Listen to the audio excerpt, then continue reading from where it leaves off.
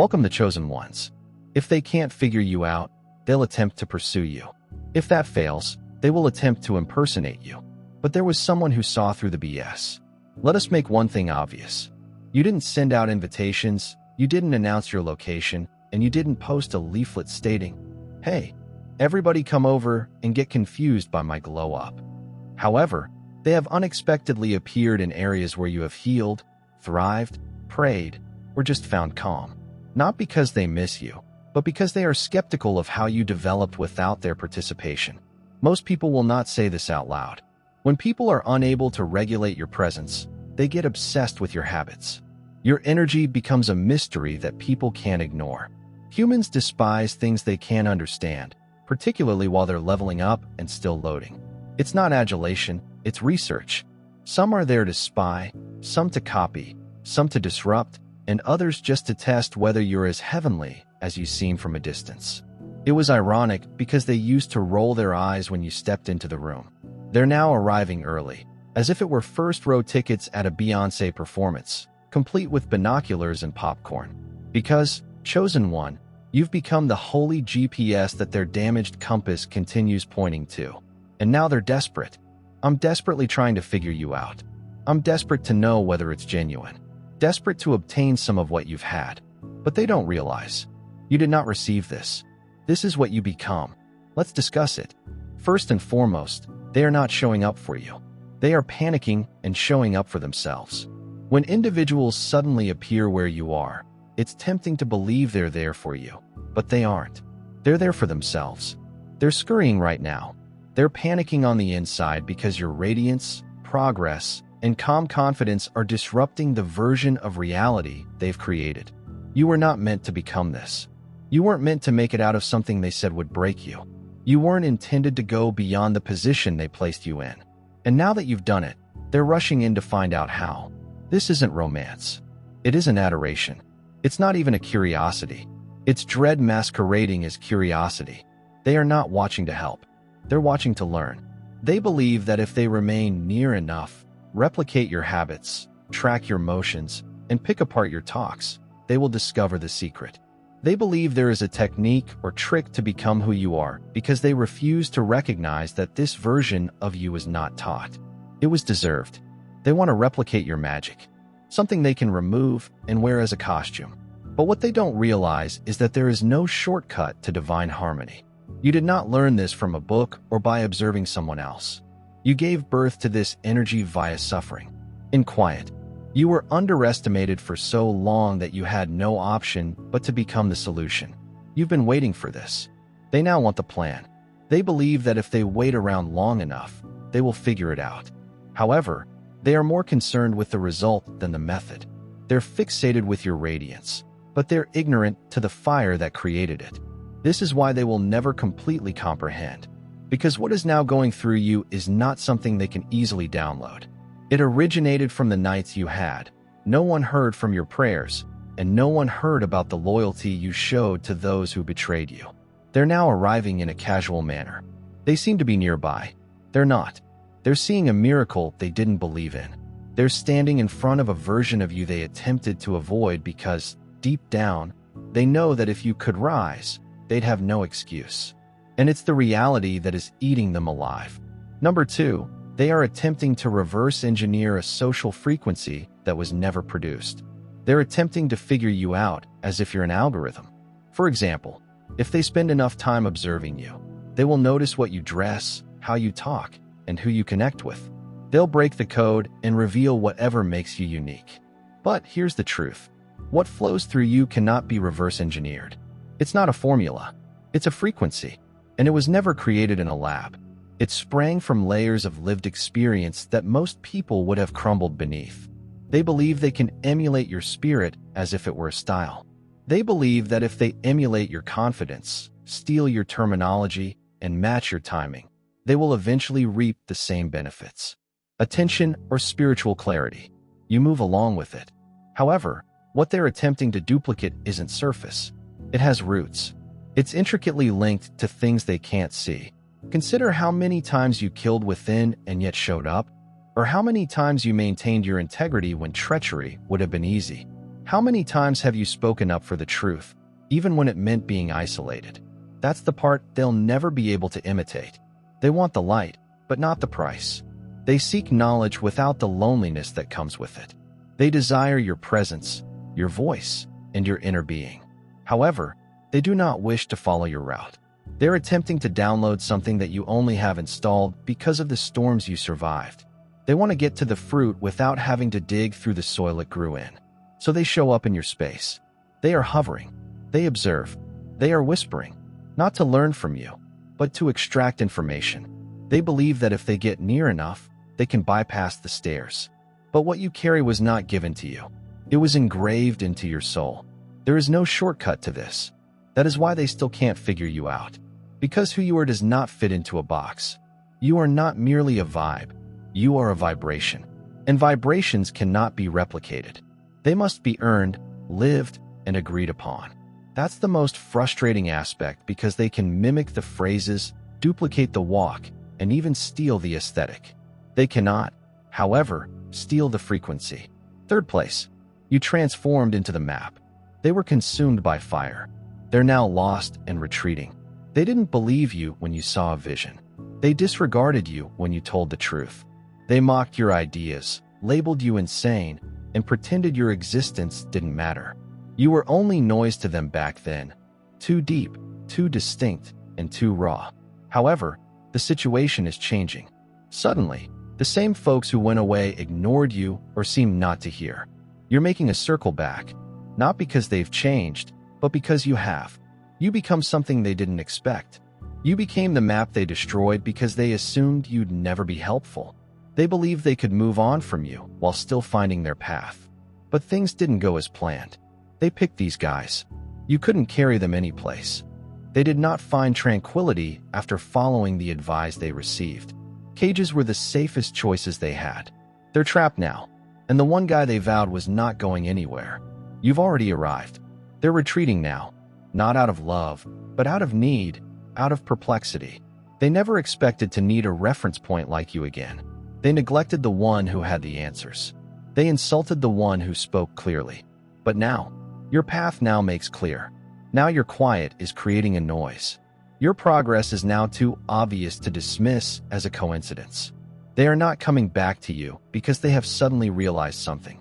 They are retracing their steps because they are lost, because the path they chose without you led them in circles. And your vitality, your energy, have become proof that they may have overlooked something crucial. Perhaps they destroyed the incorrect bridge. Perhaps you were correct the whole time. It's not about reconnecting. It's about redemption on their own terms. They want to return to your life as if nothing had occurred. But what they truly want is a shortcut, a feeling of direction. They assumed they didn't need you, so they departed. Now they're looking for what they rejected while refusing to accept their error. But here's the truth. You've already passed the finish line. They just recently became aware of their existence. You became the live map they shattered. And now they're returning, believing you'll still be the guide after they tossed away the instructions. Fourth place, they're not studying you out of love. They are looking into you as a danger. They don't look at you with adoration. They are investigating you as if you are a possible issue, as if you're a flaw in a system they've relied on for years. You could believe they're simply interested or looking to reconnect. But look attentively. Their intensity does not indicate that I missed you. It states that I need to know what you're capable of now. Your presence no longer fits inside their little boxes or previous expectations, rendering you unpredictable. To them, unpredictability is perilous. They are not inquiring how you have healed or what you have learned as a result of true care. They're asking questions. They want to know how far your current influence extends. Is anybody listening to you? Who has been influenced by you? Who isn't listening to them because of the light you carry? Your growth has caused an unexpected wave. They're now attempting to measure the waves. This is not flattering.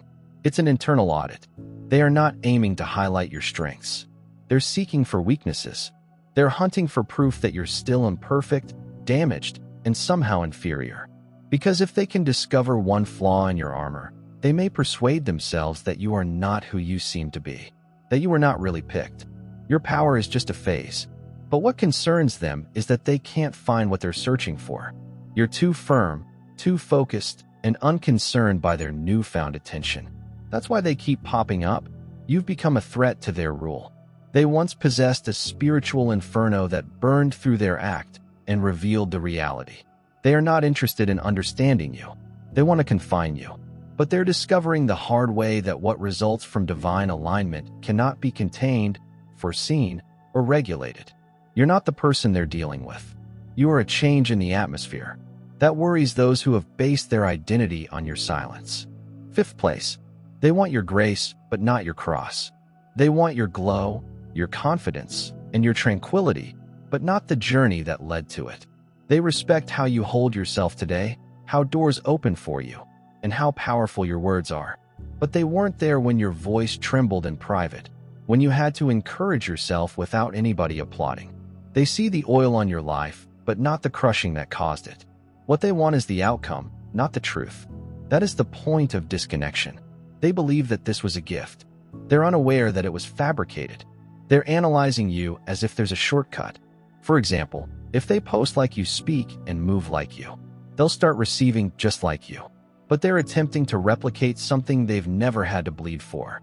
They were asleep at AM battling the demons of self-doubt and treachery. They did not have to abandon those they cared about in order to be true to themselves. They did not weep in the shower and then smile when you had no option but to keep going. They want your platform, but not your method.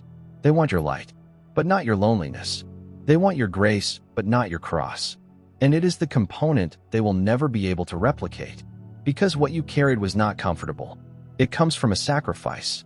It stemmed from burying versions of yourself that no one grieved. From turning up to conflicts where no one applauded. Due of misunderstanding. Overlooked.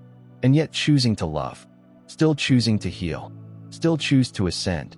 So, when they hover and attempt to extract the formula, they fail to notice that there is no formula. This wasn't a plan. It was a calling. And your anointing did not elicit cheers. It came with seclusion. That explains their confusion. They see the crown, but don't see the crushing. They only see the triumph, not the valley. They desire the prize, but not the battle. And they'll never comprehend that you didn't just wake up and be picked. You survived what might have killed you and emerged victorious. Number 6, you've become their covert benchmark. Even if they pretend you don't exist, they never mention you. But you are the calm reference point for everything they do. They behave as if they have moved on, untouched, as if you're unimportant. Behind closed doors, however, you are the benchmark by which people measure themselves. Every time they make a movement, they are silently thinking whether it looks better than yours, if it sounds smarter than yours, or if it will outperform what you just accomplished. You have become the quiet but strong ghost that haunts their plan.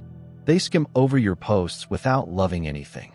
They never comment, repost, or recognize your progress. However, they are keeping a careful eye on everything. They're taking notes.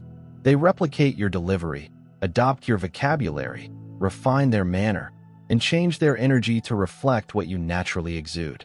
They would never accept it since it would imply that you are important. That would imply admitting that they see you as a danger, or worse, someone they secretly wish to be. You are not only a competitor to them, you serve as a mirror that displays what they've been avoiding about themselves. Your work amplifies their confusion. Your confidence makes others feel insecure. Your candor reveals their performance. You didn't choose to be that. You were just mending, developing, and living. But your progress sparked something in them they didn't know how to face. The funny aspect was that they attempted to outdo you without noticing you. They want to win a race they say does not exist. But how can you compete against someone who is not even racing? You're just flowing. You have a same goal. You're moving from spirit, not ego. And that's why they're confused. Because no matter how hard they try, they will be unable to imitate the source. You are not one of their enemies. You're their standard. Even in their quiet, they secretly give you flowers. They won't utter your name out loud, but everything about how they've changed demonstrates one thing. They are watching, and they know who set the tone. Number 7. They are searching for fractures rather than light. They don't come to cheer. They have come to evaluate. Their eyes aren't drawn to your brilliance. They're looking for a vulnerability, a slip, or a mistake that they can exploit. Because if they can uncover even one flaw, they can spin an entire tale around it, saying, "See, I knew they weren't that special. I knew whatever the selected ones said was fabricated. That is the true reason why so many people are flocking to you right now. Not to rejoice, but to discredit your progress reveals what they have been avoiding. Your authenticity jeopardizes the carefully designed masks they wear. You don't mean to make anyone feel uncomfortable, but your mere presence disrupts their denial. The more you walk in truth, the more they try to protect their illusion. So they do not want to see your brightness. They want to catch you sliding. They want to find something. They may use flaws to their advantage. They may chat about exaggerations and twists, because this allows them to avoid dealing with the underlying problem. Your elevation is genuine, and it is convincing. They are not searching for a miracle in you. They're seeking for an excuse to think everything is a performance. Because if you really are chosen, if you truly transformed without their assistance, and if you truly rose above everything they attempted to bury you beneath, they must realize that you bear something better. And it is difficult for them to accept, particularly after years of attempting to bring you down or dismiss you. So they arrive with a grin but examine with distrust. They ask questions that seem helpful, yet there is tension under the surface. They are not pulling for you. They are cheering for your mask to fall. However, they will continue to face the difficult reality. There's no mask. You're not flawless, but you're genuine. And that's the most dangerous thing in a culture founded on pretending your genuineness isn't obvious. It's convincing. And that is why people can't stop watching, even if it's with clenched teeth. Because they know you don't hide a defect. You're transmitting a frequency that they can't spoof or figure out. Number 8. They expected you to die softly. They are now testing the pulse of what they have buried. They were confident that if they withdrew their support, soiled your reputation, or isolated you, you would disintegrate and quietly go. They believed they had the last word in your tale, that their rejection, rumor, or treachery would be the end of you. That's why they didn't feel awful leaving. They were counting on your quiet to speak for your demise. But here you are, alive, rising, and blazing, and it is interfering with their feeling of authority. They're now circling back, not in apology, but in curiosity. They aren't here to celebrate your recovery. They're here to look into it. How do they still stand? Who's assisting them now? Why are they even stronger? You are not simply surviving. You're prospering in ways they never imagined imaginable. You're growing in the same dirt they attempted to bury you in. And it was not something they expected to see. They are monitoring the pulse of what they attempted to kill. They're keeping an eye on your life as if it were a crime scene that had been cleared. Your name is resonating in the chambers they attempted to shut you out of. Your influence is now flowing in ways that they can no longer prevent. And the issue is that you didn't just get back up. You've developed into something impenetrable. That's what makes people uneasy. You did not return resentful, and you did not retaliate. You rebuilt. Your presence has become louder than their quiet. Their attempts failed, as shown by your existence. You are a live reminder that no amount of sabotage can destroy purpose. And they're unsure whether to be impressed or afraid. So they behave as impartial observers. But they're startled because you weren't meant to be here. They believed they were ending a chapter, yet all they did was prepare the groundwork for your metamorphosis. Now they are seeing a resurrection. They did not approve attempting to find out how you rose without their permission, how you got more dangerous without their support, and how you transformed their tomb into a garden. And the reality is, they are not keeping track of you. They're determining if the miracle is true, and each breath you breathe confirms it. It definitely is. Number 9. They need your spirit to verify the lifeless atmosphere. They do not show up because they adore you. They turn up because they need what you have to survive. What they have made. Their surroundings are lifeless spiritually, emotionally, and energetically. It's dry, monotonous, and hefty. Instead of undertaking the inner effort to resuscitate it, they reach out to you. I'm hoping that your presence will ignite their life energy. You've become their emotional ventilator, the spark, spirit, and unexpected flame that reminds them of the feelings of truth, freedom, and honesty. And without it, they are unable to breathe. But they do not respect that. They do not state that your energy healed anything in me. Instead, they operate as if your strength is expected to be available on demand, and your clarity is shared property. They consider your spirit as a service. Come and light up the room. Come mend the atmosphere and ease the blow. And when you go, everything around them crumbles anew. Because nothing they've made can survive without your fire. They have not developed depth. They have merely learnt to absorb yours. They respect your wisdom, but they don't desire the alone required to get it. They want your serenity, but not the cleansing you had to endure to keep it. They covet your surplus, but will never endure your drought. So they circle you, draining what they secretly detest you for possessing. And it is the part they will never utter out.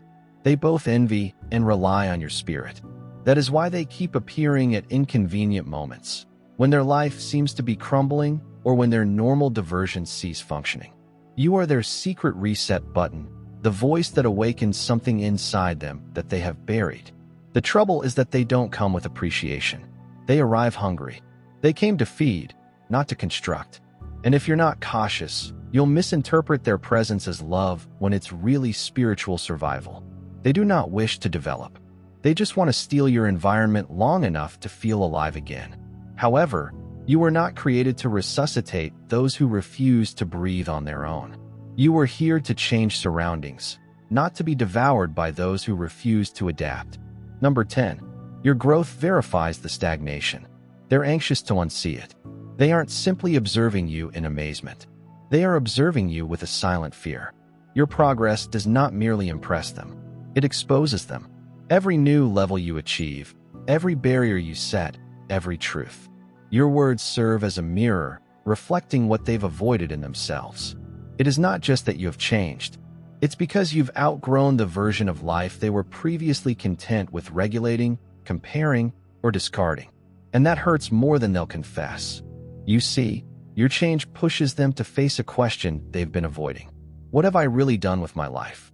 You were in the same rooms once. You experienced the same sorrow, rejection, and trauma. You just choose to alchemize it rather than making it a lifetime excuse. You completed the job. You became uneasy. You disrupted routines. Let go of people, rewired your thoughts, and they remained exactly where you left them. That's what burns. Not that you succeeded, but that your advancement illuminates their pores. So now they're studying you not to rejoice, but to find anything, to explain why they're still stuck. A defect, a contradiction, an error. Because if they can identify it, they can say, see, they're not too far ahead. They're not really different. I'm fine exactly where I am. It's not about you being genuine. It's about them being relieved. They're trying to find an excuse to stop feeling so guilty about your growth. But here is the reality. They are unable to flee. You relocated because you were prepared to lose others in order to discover yourself. You healed without an audience. You developed without being applauded. And now your alignment is so loud that it resonates with their own pain. You've become a live contrast to the justifications that have served as the foundation for their identity.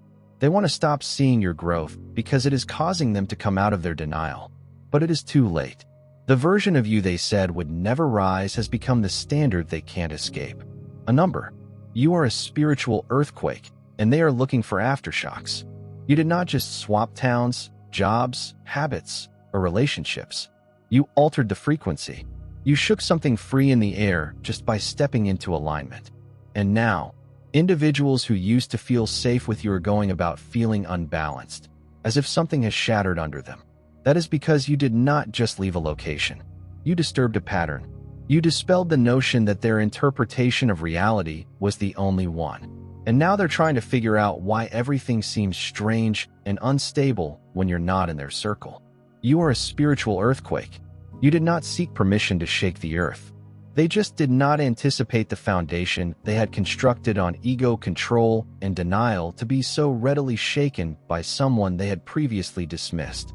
But the instant you revealed your reality, their illusions crumbled. You did not assault anybody. You've just evolved. And that progression caused vibrations in everyone who had based their confidence on your quiet, superiority, low self-worth, and control over your perplexity. They are now monitoring from a distance to determine whether the damage is lasting. They come to your place like spiritual insurance agents, not to reconnect, but to determine if this person has really changed. Are they really rising? Is it merely a phase?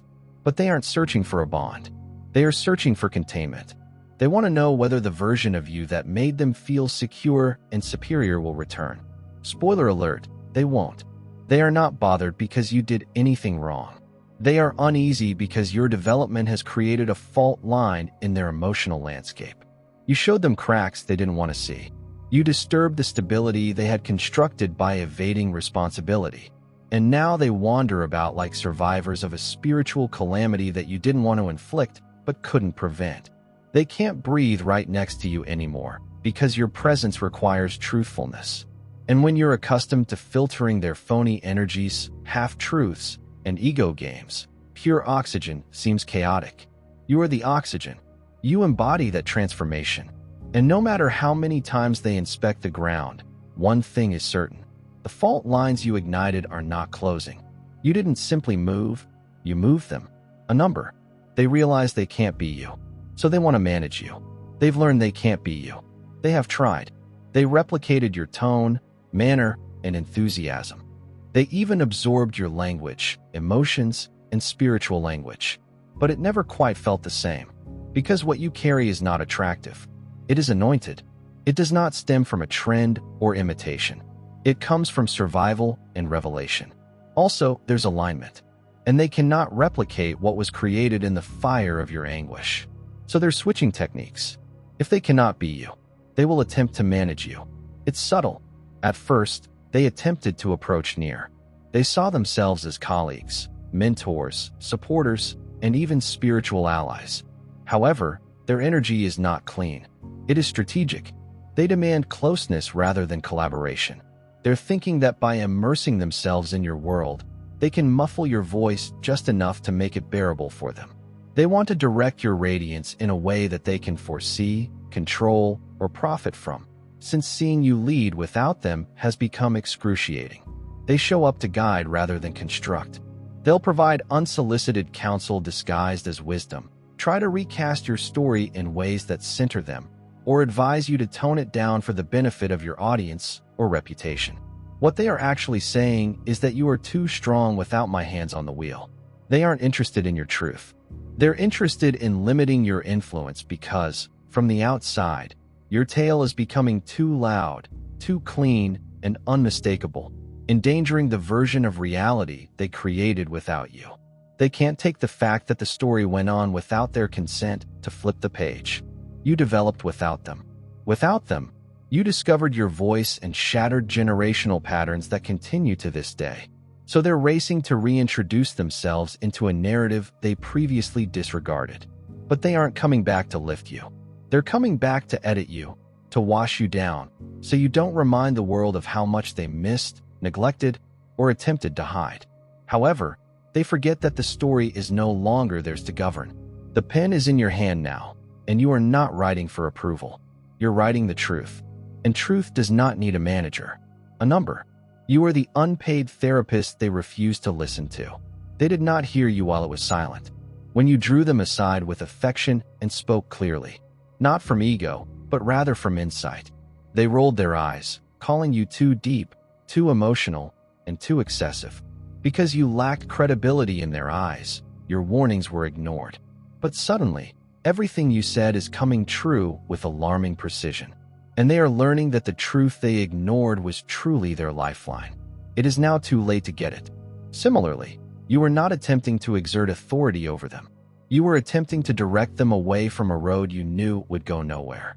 However, since you did not arrive with credentials or acclaim, they were unable to see the wisdom inside your wounds. They assumed they were above the message because they were so focused on the messenger. And now that your voice has gone hushed and your energy has become private, they are going through spiritual withdrawal, not because they miss you, but because they miss the advice they once took for granted. They are now listening to coaches, influencers, preachers, and strangers. Repeat your identical words in nicer packaging, and it becomes innovative. Suddenly, it's deep. But deep down, they recognize your voice. They are still pursuing. You were the unpaid therapist, spiritual midwife, and walking mirror they despised because you exposed what they were unwilling to confront. And now every lesson they learn seems like a repeat of what you gave away for free. But you aren't there anymore. You've done enough explaining. You've stopped bleeding inside for those who come just to analyze it. You've transformed your suffering into purpose and your clarity into limits. You've stopped providing life support to those who only thank you when they began to suffocate. Now you are the healer. You are the knowledge. And while they struggle to decipher your old words in secret, you've moved on to places where your insight is respected rather than ridiculed, since your gift was never the issue. They were proud, and now they sit with the echoes, while you flourish in the stillness they once scorned. A number. You become the doorway that they believed they could seal. They believed they had closed the door on you. They assumed that cutting you off, insulting you, and isolating you would be the end of the tale. They assumed your quiet meant acquiescence or perhaps surrender. But they misinterpreted the mission. You were not withdrawing. You were realigning. While they celebrated your apparent departure, you were being rebuilt in heavenly quiet. What they regarded for failure was really your heavenly vanishing act, in which the ego dies and the mission resurfaces. And when you returned, you weren't simply a better version of yourself. You returned, altered and polished. You did not come back to fit in. You returned coded. You became the doorway, an open gateway between worlds. Not someone to be figured out, but someone sent to energize those who are prepared to hear the message. That's why they can't classify you anymore. You no longer fit their identities, positions, or expectations. You've transformed into something people can't understand logically because your presence is a spiritual conflict. That's also why they're uncomfortable. They remember who you were, but they can't make sense of who you are now. You no longer speak the language of affirmation, drama, or humiliation. Your article does not need authorization. Your delight does not plead for inclusion or quiet.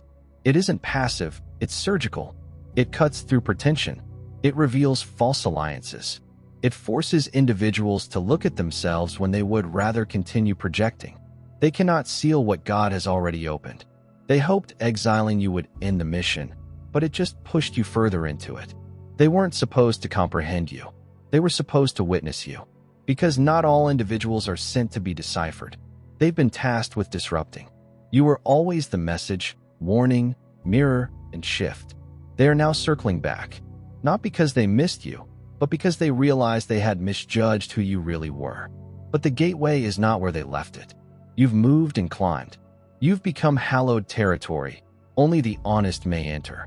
And those who believe they could cancel your call are now left with the sound of a door. They were never intended to shut. You were never simply someone passing through their life. You were a heavenly interruption, a walking shift, a message from the gods that life as they knew it was no longer viable. They came here to study, imitate, discredit, and decipher you. But all along, they were looking at a live, breathing revelation. And that is why they are still circling. That's why they keep turning up while you're trying to get near, trying to find out how you became this, how you went from being unnoticed to irrefutable. But here's something they never understood. Your power was naive, or in the performance. It was in the making. What people perceive today is the result of spiritual exertion. They never witnessed the nights you sobbed, but they did not leave the rooms you vacated to safeguard your calm. The anguish you transformed into insight, the devotion you showed while being deceived. That is the source of your shine. That is the oil they seek, but cannot bottle. You were not designed to be understood by everyone. You were not sent to be palatable. You were sent to be a prophet. And now that you've grown beyond their expectations, they're left chasing ghosts of the version of you they believed they could control. But you are no longer in that chapter. You are the story's unexpected narrative surprise. The one who ascended as predicted damaged the one who grew hallowed in the stillness. So let them show up. Let them watch. Let them ponder. Because no amount of monitoring will ever provide them access to what God has given you in private. They cannot study their way into your soul. They cannot trick their way into your frequency. And they'll never be able to reverse engineer what was divinely ordained. You weren't here to fit in. You were sent to shake the earth.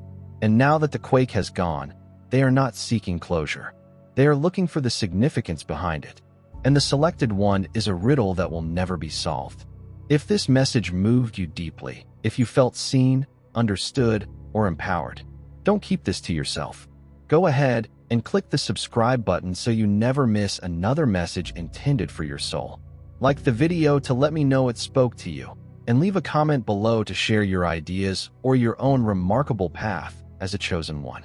I read everyone, and please forward this letter to anybody else who needs it, someone who is quietly rising or who has been misjudged. Share this with them. Let's continue to grow this amazing community together. You are not alone in this. You are not insane. You've been called, and this is just the beginning. If this message struck you deeply and you felt every word, do not scroll away in quiet. Subscribe today so you never miss another download delivered directly to your soul, like this video, to show people you're awake, aware, and living in your power. Leave a comment below and tell me which portions resonated to you the most. I want to hear from my fellow selected ones. Share this with someone who has been misjudged, misunderstood, or is quietly rising behind the scenes. This light is also necessary for them. You aren't here by chance. You're not going nuts. You are being called, and your call is louder than their bewilderment. Let us develop together. Let us rise unapologetically. Your presence is powerful. Your story is precious. And now is the moment for you. God bless you.